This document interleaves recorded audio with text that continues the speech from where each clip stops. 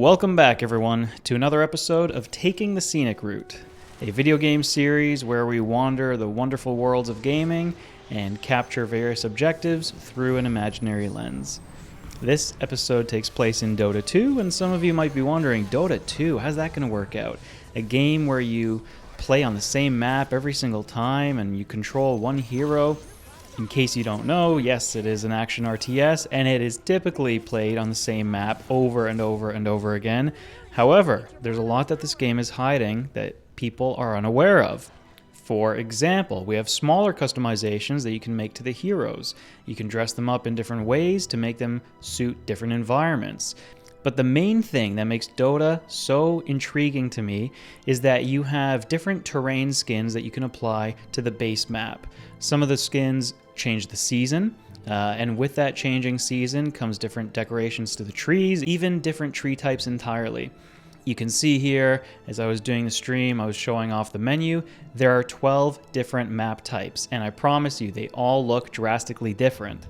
And what makes it possible to explore these maps in more detail is that you can change the camera angle and swing it around close to the ground. You don't have to keep it fixed to the bird's eye view. You can bring it down, take a look around you, and the game really does look incredible. You will see that in this episode. So, what are the 8 objectives that we're trying to capture today? We have number 1, Roshan. Roshan is like a world boss on the map. You'll see him later. Number 2, Neutral Camp. Throughout the map, you will find little creatures that inhabit different nooks and crannies. And in the game, you get to go combat them, get some golden experience and some unique items. In this instance, of course, we will not be killing them. We will just be capturing them on camera. Number 3, the Lane Creeps. These are automated minions that traverse the map from end to end.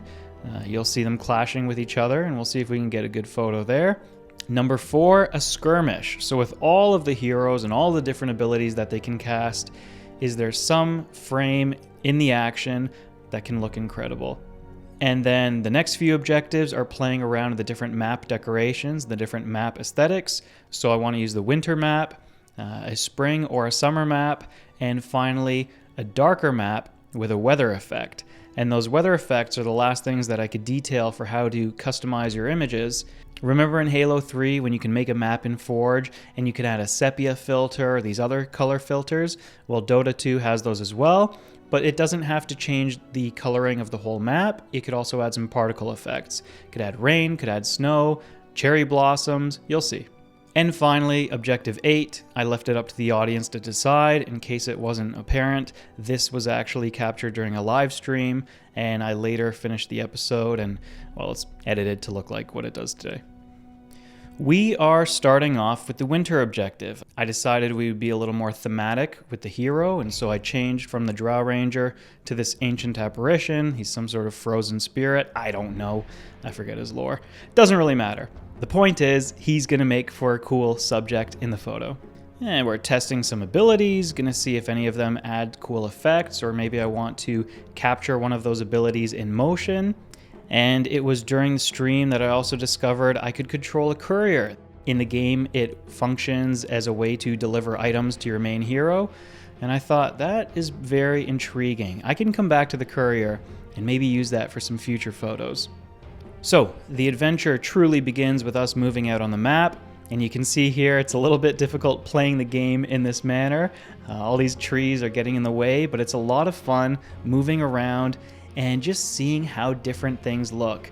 This felt like a completely different game to me, and hopefully for those of you who are Dota fans out there, you can take this episode and just use it to appreciate the work that Valve has done in designing the map.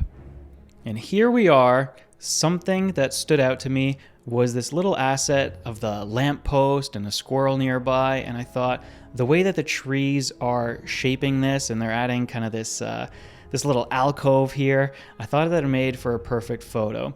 And so this is just now experimenting with some of the abilities, seeing if I like the particle effects that they add to the map, and positioning the hero to get that perfect shot. I will say the camera is not completely unrestricted in its movement.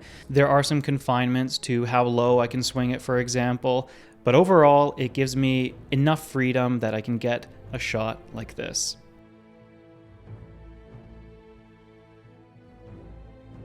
And a little bit of time was spent roaming the map looking for more assets before finally deciding that, you know what, that was a good photo, we can move on.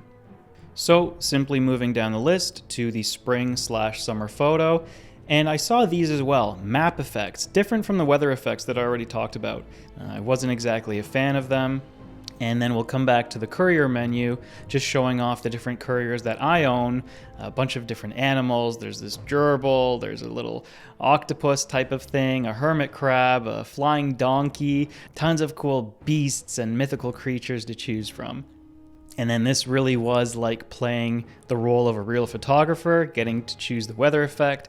I went with those cherry blossom leaves and decided on the spring map. The pink petals in the trees were too pretty to pass up. Summer also looked really nice though. So this is that cute gerbil or guinea pig or hamster. I don't know, someone who knows these animals better than I do can identify it. I'm just calling it a gerbil. I'm controlling the courier and I'm running him around and just taking a look at different parts of the map that offer something unique to the season, right? Something that really screams spring or summer more than just the trees in the background.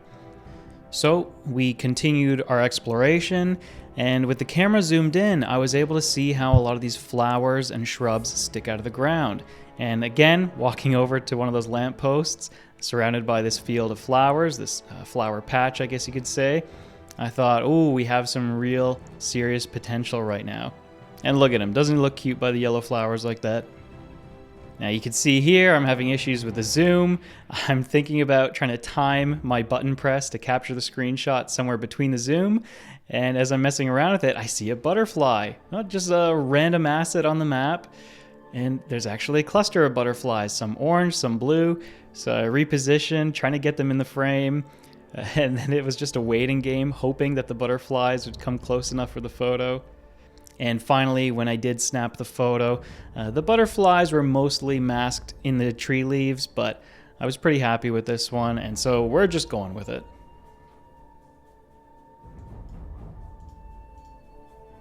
I'm not going to claim that any of these photos are perfect. Of course, I was working with the time constraints of the live stream, but at least I'm showing everyone the potential that this game has and hopefully doing justice to the beautiful environments and all the work, again, that Valve put into the game. And next up is a dark map with a weather effect. Yes, I've been using weather effects up until this point. I just forgot that they would be so effective in changing the mood and feel of the shots. In this photo, however, there was the perfect pairing, an ash weather effect, and you can see it here falling from the sky. Looks like you're outside of a volcano. And I picked the autumn map, and the hero that I chose for this shot is Broodmother. She happens to be decorated in this cosmetic that adds a silly candle on top of her head, but the eyes have been replaced with this menacing glow. Using her spin web ability, deciding, that actually removes a lot of color from the shot. Maybe we won't use that. Eventually, I make my way over to the river on the map, and the river is featured no matter which skin for the map you choose. So it's here on the Harvest one, it's on the default map. It's an integral part of the game. The cool thing about the river is that it's at a lower elevation, and this comes in handy later on. For whatever reason, I was really drawn to these two trees over here, parking Broodmother in between them. I thought it made the photo really menacing, but you can see here there's a little bit of struggling with the camera angles. As I swing the camera really low, it, for whatever reason, cuts off the water effect and it just makes it look like this scorched earth or this orange terrain. I actually liked how that looked. The framing's not perfect. It is what it is. The placement of everything is not going to be perfect, but there's enough here that I was drawn to it. And I mess around with her spin web ability one more time, this time using it on the high ground. So remember, the river is at a lower elevation. When I used the web ability on the high ground, it almost made it look like the map was covered in a thick fog, and I loved that. So then it was again just a little bit of trial and error, trying to find the perfect angle to snap a photo.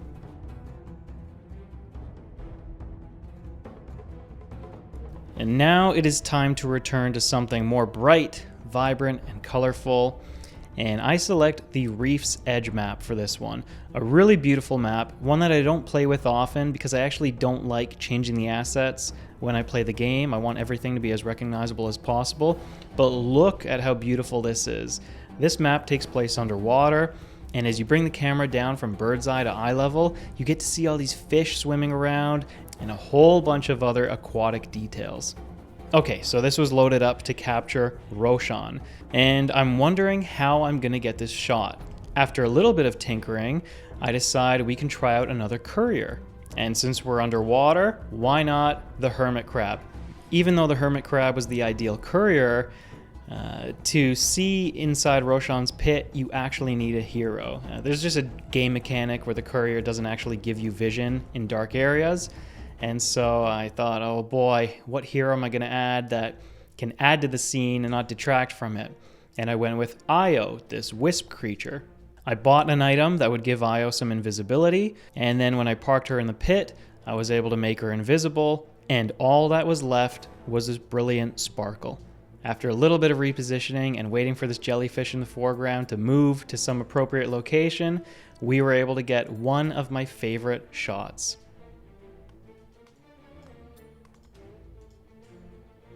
All of the lighting effects, the glows, they look so good on Roshan's face right here. And just a nice little scene with the hermit crab looking up at this big menacing creature. Now for the lane creeps. These guys also have cosmetics that you can apply to make them look a little bit different. I don't know if this is intentional, but unfortunately they were not working. I could not select and apply more than one cosmetic at a time, and you have 4 different types of creeps here. You have the radiant melee creeps, which are the green guys with swords, the dire melee creeps, the red guys with swords, and then radiant ranged and dire ranged. So once I discovered that I wasn't able to get the cosmetics working the way that I wanted, and I wouldn't be able to have every single creep decorated, I decided on decorating only one type of creep, and hopefully it would change the look of things just enough that I would be satisfied with it. And for full disclosure, I was not satisfied. Taking this shot was incredibly frustrating just because the creeps clash so close to one another. There's a lot of clipping in their collisions. You see their arms are going into each other. It doesn't look bad when you play from the bird's eye view, but when you get down up close and personal, it leaves something to be desired. So I tried finagling the camera. I tried getting the right angle and rotation. Not my favorite photo. Stark contrast from the one that we just took with Roshan, but you know what? It'll get the job done considering the time constraints, and we can move on from this.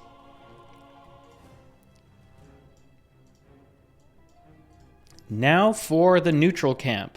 I was thinking about using this hero Chen, who has the ability to summon a neutral creep to his side. And I thought I can play as the neutral creep rather than a hero, and it would kind of blend in with the other creatures on the map. This, by the way, is not the reef map again. I tried to use a different map for every single photo. This one is called Sunken Emerald City, something like that. Sorry for getting it wrong. I don't have it in front of me right now. But you could see there's all these emeralds sticking up out of the ground. So I wandered over with my little controlled creep. I found a couple of other neutral creep camps that I thought could be included as the subjects of the photo.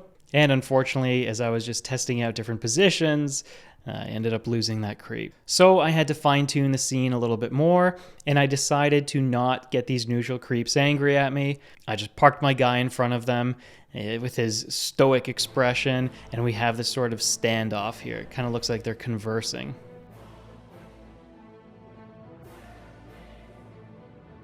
Once again, not necessarily too impressed with the subject, but I love the colors, I love the lighting effects, I think everything else looks really great, and the creatures themselves are really cool to look at. And then came the difficult photos. Now it was time to get a sort of action shot. I wanted a skirmish. Well, trying to create a scene in the middle of battle by yourself with a whole bunch of heroes to control is a lot harder than it looks. Actually, it probably is exactly as hard as it sounds. So I did not do this justice whatsoever. I kept on getting frustrated with the combinations of spells that were just occupying too much of the screen. Yes, it was cool in principle having ice and fire and sand and all of these different abilities and elements included, but it was just too messy. And I also did not have a way of pausing the action to find that perfect frame. So the live stream ended there, and when I resumed the adventure on my own later, I was looking at replays of games that I had played, hoping that there could be a collision, a clash with a whole bunch of spells going off that would look awesome. I don't know whether it was for vanity purposes or what, but I wanted to be included in the photo. I didn't want it to be one of my teammates or my enemies. And so I was just keeping a close eye on myself in these replays, seeing if any of the spells looked particularly interesting. But I kept on running into the same problem, which is that 9 times out of 10, even though the scene looked cool to my eyes from the bird's eye perspective, once I brought the camera down to try to get a close-up, there was simply too much stuff happening on the screen. So I decided that less is more. And I had one scene in my head from a game I played a couple of weeks ago or so with my buddies, where there was an outstanding play. The enemies are going for Roshan, which in the game is a key objective. If you kill him, he gives a hero an extra life. So you can imagine how valuable that is in an RTS where you play with these heroes on steroids. And I was basically making a last stand against numerous enemies on the opposing team. I was playing this mage called Rubik who can steal enemy abilities. I stole one that's incredibly powerful, fired it off at the enemies, killed a couple of them, got into this one-on-one engagement with the enemy carry, and ended up killing him as well on my own. So the question was there a scene in this one-on-one engagement with the enemy carry that looked really cool? And Rubik has a lift ability. So here I am, I'm lifting the enemy, his name is Sniper, off the ground. I'm looking for the right angle. Once again, the camera's giving me some issues because I can't control the elevation exactly as I want it. But overall, I'm decently satisfied with the photo because there's a story to it. And there were huge stakes on that one particular kill. So immortalizing it in this manner, I thought made the photo cooler than it actually appeared. Well, I kept on playing the replay out, seeing if I would use this lift ability one more time. And sure enough, I did. Now, the stakes at this point in the game weren't as high. It was already a sure thing that we were going to win, and at this point we were just steamrolling our way forward. I hexed this guy, turned him into a little piggy, and then lifted him up, and I thought it is objectively a better photo.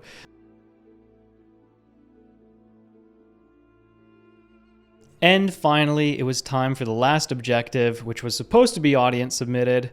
Never got one, and so I went with a backup that I had in mind. A hero close-up. So many heroes that you could choose from. In Dota, every hero has something called an ultimate ability, and you can bet that most of these heroes have some really wicked poses and a bunch of cool animation effects when you use their ultimate ability.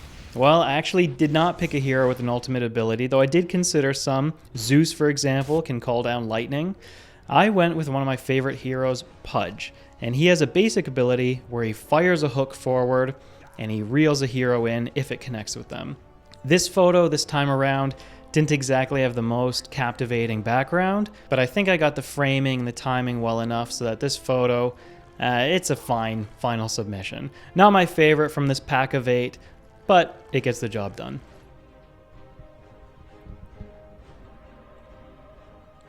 And that brings us to the end of the Dota 2 episode.